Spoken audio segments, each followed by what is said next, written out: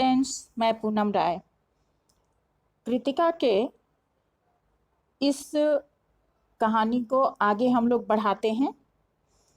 लेखक बाढ़ का पानी देखने गया है। आतंक के मारे वह मन ही मन स्वयं को प्रणाम करता है और उसके मुंह से अस्फुट अस्फुट का मतलब कि आवाज बाहर नहीं निकलते हैं, अंदर ही अंदर बोलना इसका अर्थ होता है। मन ही मन उसने कहा कि हाँ, मैं कायर और डरपोक हूं। रिक्शे वाला बोला कि चलिए थोड़ा और आगे चलते हैं। भीड़ में से एक आदमी ने रिक्शे वाले को रोका और कहा कि करंट बहुत तेज है क्या, आगे मत जाओ। मैंने यहाँ पे लेखक को कहा गया है, रिक्शे वाले से अनुरोध भरे स्वर में बोला कि लौटा ले चलो। और इस आदेश पर रिक्शे वाला रिक्शा मोड़कर अप्सरा सिनेमा हॉल के बगल से गांधी मैदान की ओर चल पड़ा। बाढ़ के कारण सिनेमा हॉल का शो बंद था। पैलेस होटल और इंडियन एयरलाइंस दफ्तर के सामने पानी भर रहा था। पानी की तेज धारा लाल हरे नियन, नियन का अर्थ होता है आंखें, विज्ञापनों की परछाइयां सैकड़ों रंगीन सांपों की सृष्टि कर रही थी। मतलब कि उस बाढ़ के पानी में जो परछाई पड़ रही थी वो ऐसा लग रहा था कि तैरते हुए सांप की आंखें हों। गांधी मैदान की रेलिंग के सहारे हजारों लोग खड़े थे। दशहरे के दिन रामलीला के राम के रथ की प्रतीक्षा में जितने लोग खड़े थे उससे कम नहीं थे। कहने का तात्पर्य यह कि भीड़ बहुत ज्यादा हो गई थी। गांधी मैदान के आनंद उत्सव, सभा, सम्मेलन और खेल कूद की सारी स्मृतियों पर धीरे धीरे गैरिक आवरण यहाँ कहा गया है गेरुए रंगे छाए हुए पानी को। आच्छादित का मतलब घिरा होना। बाढ़ के उस गेरुए पानी गिर गया, इसी को गैरिक आवरण से आच्छादित होना कहा गया है। हरियाली पर शनई शनई पानी फिरते, शनई शनई मतलब धीरे धीरे पानी फिरते देखने का अनुभव एकदम नया था, ऐसा लेखक का अनुभव है।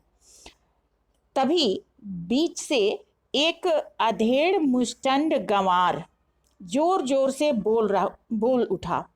यह दानापुर जब डूब रहा था तो पटनिया बाबू लोग उलटकर देखने भी नहीं आए, अब बूझो। मैंने कहा कि अपने आचार्य कवि देख लीजिए, पहचान लीजिए, यही वह आम आदमी है जिसकी खोज हर साहित्य गोष्ठियों में होती है। यहाँ आम आदमी कहकर लेखक यह बताना चाहता है कि आम आदमी किसी के पक्ष में कभी नहीं बोलता, वो दोनों घटनाओं को देखता है, सुनता है, समझता है और उस पर बेबाक टिप्पणी करता है।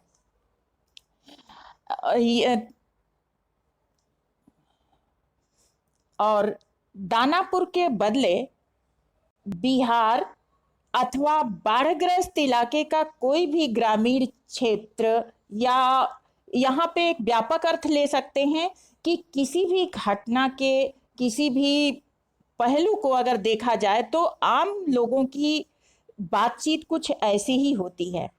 शाम के 7 बज चुके थे। आकाशवाणी के पटना केंद्र से स्थानीय समाचार प्रसारित हो रहा था। पान के दुकान के सामने लोग चुपचाप उत्कर्ण का अर्थ होता है उत्सुक होकर सुनना, उत्कर्ण होकर सुन रहे थे।